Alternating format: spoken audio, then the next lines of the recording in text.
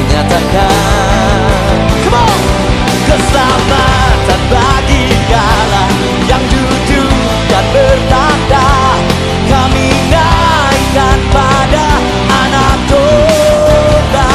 Oh, pujian dan kekuatan, hormat dan kekuasaan, kemuliaan bagi Dia selamanya.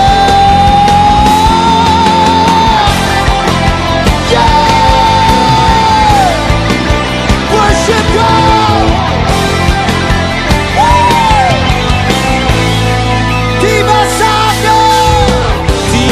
saatnya kami berkumpul bersatu dari setiap suku dan bangsa. Berdiri di hadapan tata Anak Domba, satu suara menyatakan, come on, keselamatan bagi Dialah yang duduk dan berkata. Kami naikkan pada Anak Domba, pujian dan kekuatan, hormat dan kekuasaan, kemuliaan bagi Dia selamanya.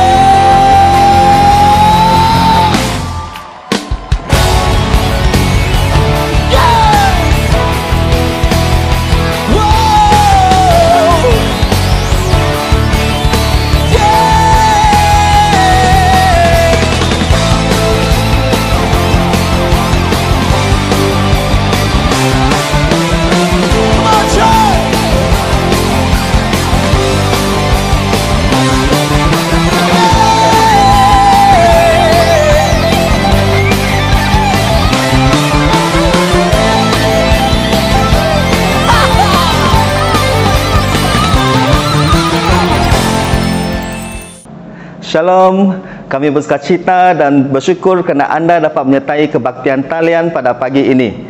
Mari kita terus membuka dan mempersiapkan hati kita untuk datang kepada Tuhan kita yang Maha Berkuasa. Dan kami percaya setiap pribadi kita akan diberkati dan dipenuhi dengan hadirat Tuhan dimanapun kalian berada pada saat pagi ini. Dan jangan lupa, kalian juga boleh menyampaikan salam anda dan dorongan anda di ruangan komen di bawah. Pada pagi ini, kita akan mendengar firman Tuhan yang diambil dari petikan buku Filipi, pasal 2, ayat 1 hingga 11, yang membicarakan tentang kerendahan hati. Dan kerendahan hati ini merupakan satu karakter yang sangat penting, di mana kita dapat melihat dan pelajari dari Yesus sendiri. Bukan itu sahaja, kita akan belajar bagaimana dapat memilih perkara-perkara yang dapat kita lakukan untuk memupuk kerendahan hati dalam kehidupan kita. Dan sebelum kita memulai kebaktian kita pada pagi ini, izinkan saya memberikan beberapa pengumuman. Yang pertama, ayo mari kita berikan kepada kerajaan Tuhan dengan hati yang penuh dengan sukarela. Dan kalian boleh memberi melalui transfer bank online, Maybank QR Pay ataupun Sarawak Pay. Dan pihak gereja mengucapkan terima kasih kerana anda sanggup memberi dengan sukarela kepada kerajaan Tuhan. Dan yang kedua, saya ingin mengajak kalian untuk bersama-sama mengisi kehidupan rohani kita dengan firman Tuhan.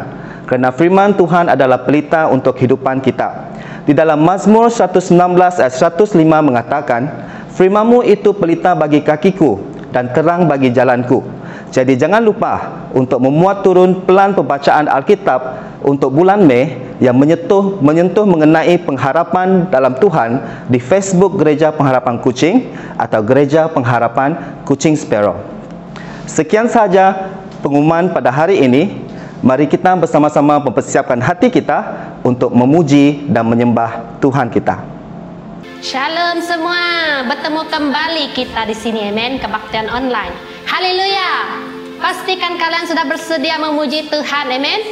Tidak kira dimanapun anda berada, sama ada anda bersendirian atau bersama ahli keluarga, sahabat handai anda kah. Bukan saja kita menonton, tapi saya ingin ajak kita membuat satu perubahan pada hari ini, yaitu sama-sama dengan saya lafazkan, puji Tuhan, hidupku takkan sama. Sudah bersedia? Saya sebut 1, 2, 3. Kita laungkan, amen. 1, 2, Puji Tuhan, hidupku takkan sama. Haleluya.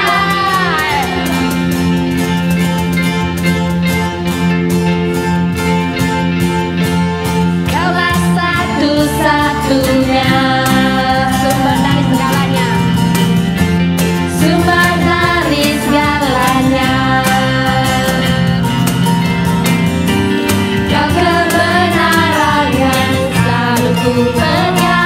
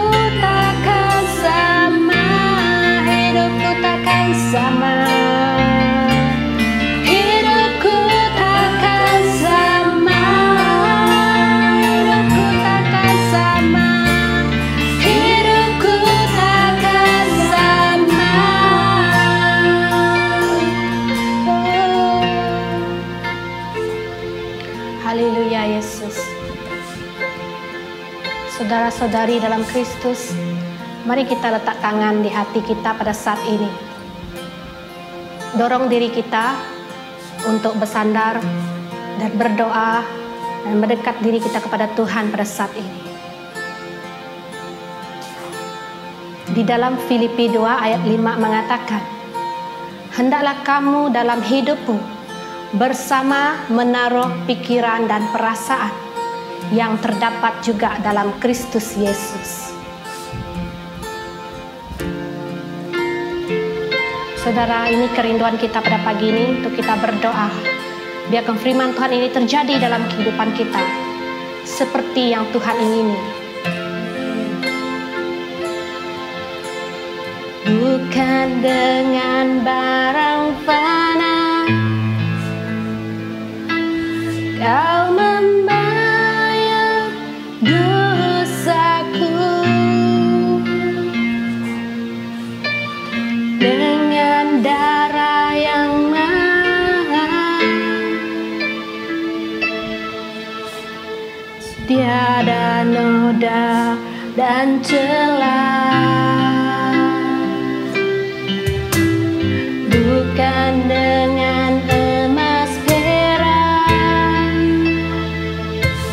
Kau menebus diriku, oleh segenap kasih dan pengorbanan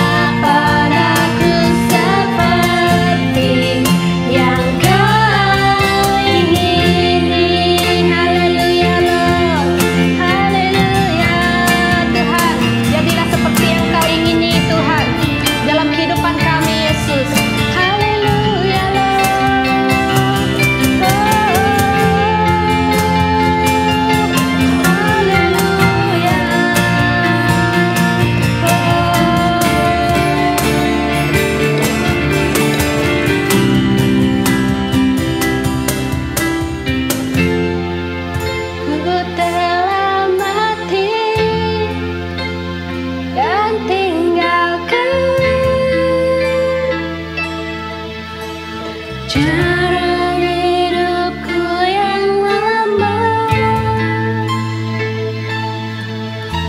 semuanya sia-sia dan tak berarti lagi. Hidup ini ku letakkan pada mezbah-Mu ya Tuhan. Jadilah padaku seperti yang Kau ingini. Jadilah padaku seperti, jadilah padaku seperti yang Kau ingini.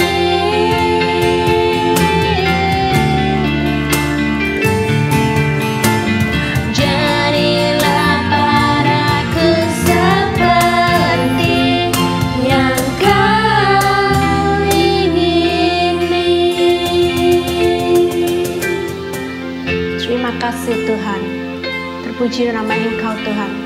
Jadilah seperti yang Kau ingini Tuhan. Dan biarkan Engkau semakin bertambah dalam hati kami. Tuhan, biarkan firman Engkau terus berbicara kepada kami Tuhan. Kuasa Engkau Tuhan terus menaungi kehidupan kami. Terima kasih Tuhan. Ini hati kami Tuhan. Kami serahkan semua ini. Hanya kami minta dalam nama Yesus Tuhan kami telah berdoa.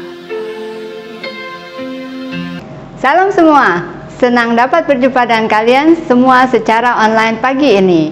Saya sangat diberkati dengan puji sembah tadi, dan saya percaya kalian semua juga diberkati. Hari ini kita semua akan melihat apa yang Paulus katakan tentang kerendahan hati yang sejati, dan kita akan belajar bersama dari firman Tuhan ini. Mari kita baca bersama dari Filipi 2 ayat 1-11. Jadi, karena dalam Kristus ada nasihat, ada penghiburan kasih, ada persekutuan roh, ada kasih mesra dan belas kasihan. Karena itu sempurnakanlah sukacitaku dengan ini. Hendaklah kamu sehati sepikir dalam satu kasih, satu jiwa, satu tujuan, dengan tidak mencari kepentingan sendiri atau pujian-pujian yang sia-sia. Sebaliknya hendaklah dengan rendah hati yang seorang menganggap yang lain lebih utama daripada dirinya sendiri. Dan janganlah tiap-tiap orang hanya memperhatikan kepentingan sendiri, tetapi kepentingan orang lain juga. Hendaklah kamu dalam hidupmu bersama menaruh pikiran dan perasaan yang terdapat juga dalam Kristus Yesus, yang walaupun dalam rupa Allah tidak menganggap kesetaraan dengan Allah itu sebagai milik yang harus dipertahankan, melainkan telah mengosongkan dirinya sendiri dan mengambil rupa seorang hamba dan menjadi sama dengan manusia. Dan dengan keadaan sebagai manusia, ia telah merendahkan dirinya dan taat sampai mati, bahkan sampai mati di kayu salib. Itulah sebabnya Allah meninggikan dia dan menganugerahkan kepadanya nama di atas segala nama, supaya dalam nama Yesus semua bertekuk lutut, segala yang ada di langit dan yang ada di atas bumi dan yang ada di bawah bumi, dan segala lidah mengaku Yesus Kristus adalah Tuhan, bagi kemuliaan Allah Bapa. Mari kita berdoa. Tuhan, kami ucap terima kasih untuk pagi yang indah ini Tuhan. Terima kasih karena kami dapat mendengarkan firman-Mu Tuhan. Buka hati dan pikiran kami untuk mendengarkan dan juga menaati firman-Mu. Dan pakailah hamba-Mu sebagai alat untuk menyampaikan firman-Mu Tuhan. Kuduskan dan sucikan, dan kiranya Roh Kudus akan bekerja di dalam setiap hati. Di dalam nama Tuhan Yesus kami mengucap syukur. Amin. Apakah itu kerendahan hati? Kerendahan hati artinya adalah sifat pribadi yang bijak pada seseorang yang dapat memposisikan dirinya dengan orang lain dan tidak memandang dirinya terlalu tinggi, dan juga dapat menghargai orang lain dengan tulus. Kerendahan hati tidak sama dengan rendah diri. Jadi rendah hati bukan berarti kita memandang rendah kepada diri kita sendiri, tapi kunci daripada kerendahan hati adalah menghargai orang lain. Bagaimana kita dapat mulai memupuk kerendahan hati? Yaitu dengan menyadari bahwa kita semua adalah sama di mata Tuhan. Kita semua datang tanpa sehelai pakaian, dan kita pun akan pergi tanpa membawa apapun. Apa yang kita miliki hanyalah titipan daripada Tuhan. Kita hanya penjaga yang dipercayai oleh Tuhan. Jadi pada saat kita melihat bahwa orang lain adalah manusia sama seperti kita, itu akan mengubah cara kita memperlakukan satu sama lain. Marilah kita lihat bagaimana kita dapat memupuk kerendahan hati yang sejati menurut firman Tuhan yang tadi kita bacakan. Pertama yaitu kerendahan hati yang datang daripada Yesus. Kerendahan hati yang datang daripada Yesus yaitu seperti di dalam ayat dikatakan di dalam Filipi 1, jadi karena dalam Kristus ada nasihat, ada penghiburan kasih, ada persekutuan roh, dan ada kasih mesra dan belas kasihan. Karena itu, marilah kita bertingkah laku sesuai dengan Injil Yesus Kristus. Inilah cara kita harus bertindak balas, yaitu dengan mempercayai Injil. Kita telah menjadi satu bersama dengan Yesus Kristus, dan di dalam Yesus kita mendapat dorongan bahwa Kristus telah memberikan kita kasih karunia dalam kehidupan kita. Sebagai hasilnya, kita dapat bersekutu dan berpartisipasi dengan Roh Kudus. Melalui Yesus Kristus, kita telah menerima kasih sayang Tuhan yang lembut dan juga belas kasihan Tuhan. Dan menyadari hal itu, cara pandang dan pikiran kita dapat diubahkan. Kita dapat melihat sisi positif dan kebaikan dalam diri orang lain karena kita menyadari bahwa aku ada saat ini, dan apa yang ada dalam hidup saya semua karena kemurahan Tuhan. Pertanyaan yang dapat selalu kita gunakan dalam memupuk kerendahan hati yaitu WWJD. What would Jesus do? Apa yang akan Yesus lakukan kalau dia dalam posisi saya? Jika kita selalu mempertanyakan pertanyaan itu dalam diri kita pada saat kita mau membuat keputusan atau melakukan tindakan atau memiliki pemikiran tertentu tentang seseorang, itu akan membantu kita untuk berpikir dan bertindak seperti Yesus. Oke? Kedua, kerendahan hati adalah pilihan. Oke, 3 Ahad lalu ada saudari berpantun dekat komen masa akhir kebaktian. Jadi hari ini saya akan coba berpantun juga. Dan pantun saya macam ini. Janganlah memilih jadi api, semakin membara, semakin ke atas. Pilihlah menjadi seperti padi, semakin berisi, semakin menunduk. Oke, jika kalian mau balas, boleh balas di ruang komen di bawah. Jadi dari si pantun ini, kita dapat melihat bahwa kita memiliki pilihan. Jadi kerendahan hati adalah pilihan.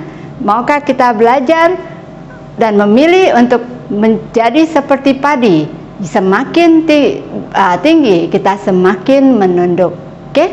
Kerendahan hati dapat membantu kita mengekalkan kesatuan. Seperti Paulus katakan, karena itu sempurnakanlah sukacitaku dengan hendaklah kamu sehati sepikir dalam satu kasih, satu jiwa, satu tujuan. Yesus juga menjadi teladan bagi kita. Seperti ayat 6 dikatakan, walaupun dalam rupa Allah tidak menganggap setara dengan Allah dan sebagai milik yang harus dipertahankan. Jadi apakah pilihan yang dapat kita ambil? Pertama, pilihlah untuk tidak mementingkan diri sendiri. Di ayat 3 dikatakan, dengan tidak mencari kepentingan sendiri atau puji-pujian yang sia-sia. Sebaliknya, hendaklah dengan rendah hati yang seorang menganggap yang lain lebih utama daripada diri sendiri. Ada satu kata-kata hikmat seperti ini. Dikatakan kerendahan hati itu adalah pada saat kita menyadari bahwa kita berada di bumi bukan untuk melihat betapa pentingnya kita, tetapi melihat bagaimana kehidupan kita memberi impact yang baik kepada orang lain ketika kita berada di bumi ini. Saya dulu suka ikut debat dan saya selalu tidak mau kalah masa berdebat. Dan saya masih ingat saya dapat berdebat dengan seseorang sampai malam untuk satu topik. Itu sebelum saya mengenal Yesus. Tetapi setelah saya mengenal Yesus, saya tahu bahwa saya belajar untuk mengalah, karena saya tahu itu bukan cara yang Tuhan inginkan, untuk selalu mau menang dan tidak mengalah, dan perlu melihat pandangan orang lain sebagai dan menghargai pandangan orang lain juga. Jadi orang yang rendah hati, saya belajar bahwa saya tidak perlu mencari pembelaan untuk diri saya sendiri atau pembelaan daripada manusia, tetapi mari kita mencari pembelaan yang daripada Tuhan. Amin. Jadi, dan yang kedua, pilihan apa yang harus kita pilih, yaitu pilihlah untuk melihat yang terbaik dari orang lain. Sebaliknya, hendaklah dengan rendah hati yang seorang menganggap yang lain lebih utama daripada dirinya sendiri. Pendeta Rick Warren mengatakan, kerendahan hati bukan mengabaikan kekuatan kamu, tetapi mengakui kelemahan kita. Artinya, bukan berarti kita perlu menyembunyikan kelebihan kita, tapi kita perlu memakai kelebihan kita untuk memberkati orang lain, dan kita tetap mengakui kelemahan kita. Dan kelebihan yang kita miliki, kita lakukan untuk memuliakan nama Tuhan. Jadi kerendahan hati tidak sama dengan rendah diri, seperti yang saya katakan di awal. Kita boleh memuliakan Tuhan dengan apa yang Tuhan berkati dalam hidup kita, dengan memberkati orang lain. Amin. Dan yang ketiga, pilihlah untuk memikirkan yang terbaik bagi orang lain. Dan di ayat di Filipi dikatakan, dan janganlah tiap-tiap orang hanya memperhatikan kepentingan dirinya sendiri, tetapi juga kepentingan orang lain.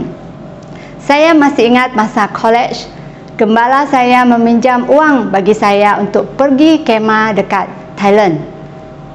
Di sini saya belajar daripada seseorang dan melihat seseorang memiliki kerendahan hati, di mana dia melihat kepentingan orang lain lebih daripada kepentingan dirinya sendiri.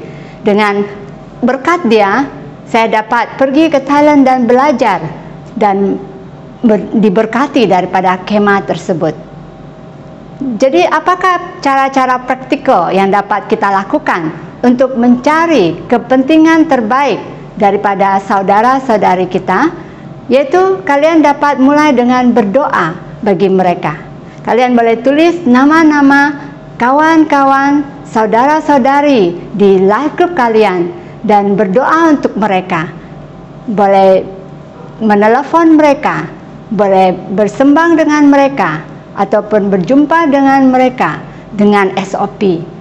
Dan kita berdoa dan percaya bahwa Tuhan yang telah memulai pekerjaan yang baik di dalam kehidupan mereka akan menyelesaikannya juga. Amin. Dan kita mau melihat dan kehidupan mereka akan diberkati dan terus maju dan bertumbuh di dalam Tuhan. Dan jadi itu poin yang kedua. Dan poin yang ketiga, kerendahan hati seperti Yesus. Di dalam ayat 5-11 kita dapat melihat yaitu Yesus memikirkan orang lain, bukan dirinya.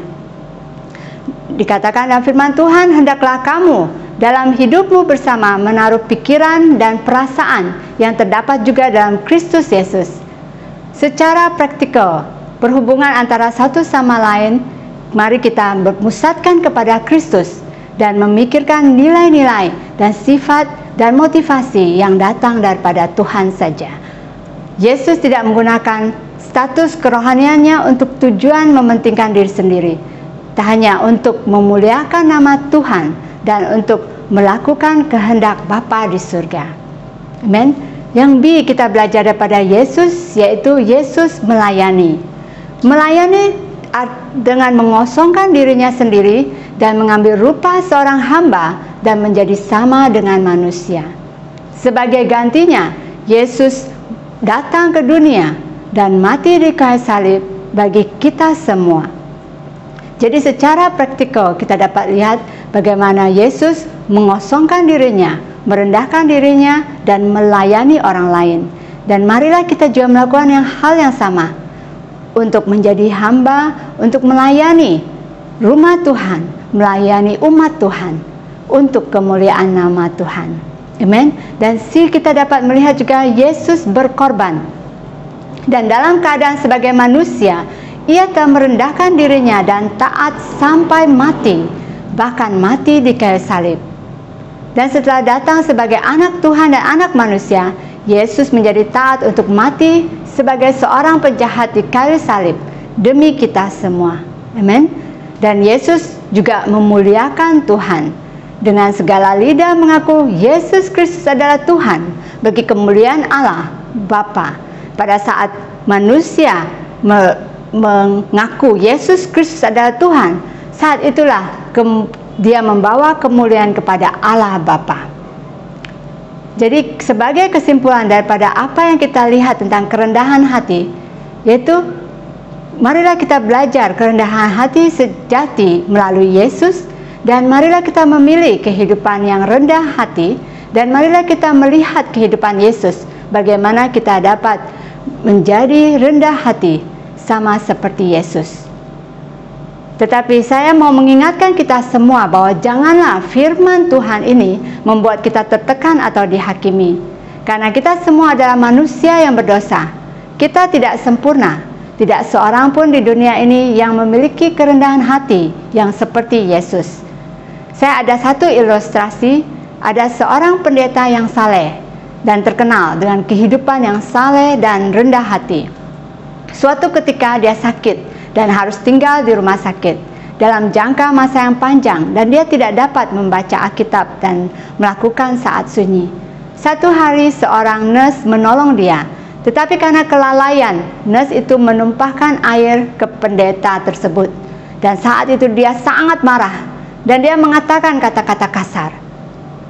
Namun detik itu dia terkejut. Kenapa saya dapat marah seperti ini? Dan kenapa saya dapat mengucapkan kata-kata kasar seperti ini? Macam bukan saya. Dan dia menyadari ternyata bahwa segala karakter yang dia miliki selama ini, yang saleh dan rendah hati itu, bukan dari dirinya sendiri. Ianya adalah tuntunan Roh Kudus dan firman Tuhan yang menyirami dan membentuk dia selama ini. Dan pada saat dia lalai untuk datang kepada Tuhan, dia kembali kepada dirinya sendiri, yaitu orang yang berdosa, sama seperti kamu dan saya. Karena itu, yang dapat kita lakukan dalam memupuk kerendahan hati, yaitu terus mengizinkan firman Tuhan dan Roh Kudus menuntun kita. Karena kita semua adalah work in progress. Kita semua masih dalam proses pekerjaan. Pekerjaan Yesus telah selesai di kayu salib, tetapi pembentukan diri kita belum selesai selama kita masih di bumi ini. Demikian juga pembentukan kerendahan hati kita. Karena ini perlu masa, dan kerendahan hati juga berarti kita menerima semua proses yang Tuhan berikan di dalam kehidupan kita tanpa bersungut-sungut. Seperti bejana yang siap dibentuk oleh Tuhan menjadi alat yang sempurna baginya dan membawa kemuliaan bagi Tuhan. Akhir kata, kerendahan hati dapat kita pupuk dengan fokus kepada dua hal ini. Seperti apa yang tertulis di dalam firman Tuhan, kasihilah Tuhan Allahmu dengan segenap hatimu, dan dengan segenap akal budimu, dan dengan segenap jiwamu, dan kasihilah sesamamu manusia seperti kamu mengasihi dirimu sendiri. Jika kita fokus pada dua hal ini, maka kita dapat belajar selangkah demi selangkah untuk memupuk kerendahan hati bersama dengan Yesus. Mari kita berdoa. Tuhan, kami mengucap terima kasih karena hari ini Engkau mengajar kami tentang kerendahan hati yang sejati. Tuhan, kami tahu bahwa kami adalah manusia yang berdosa. Kami jauh daripada sempurna, dan kami mengucap syukur karena siapa diri kami adalah atas kemurahan-Mu. Apa yang kami miliki adalah kasih karunia-Mu, Tuhan. Dan ajar kami untuk mengasihi Engkau, Tuhan, dengan segenap hati kami dan segenap jiwa kami. Dan ajar kami untuk mengasihi sesama kami manusia seperti kami mengasihi diri kami sendiri.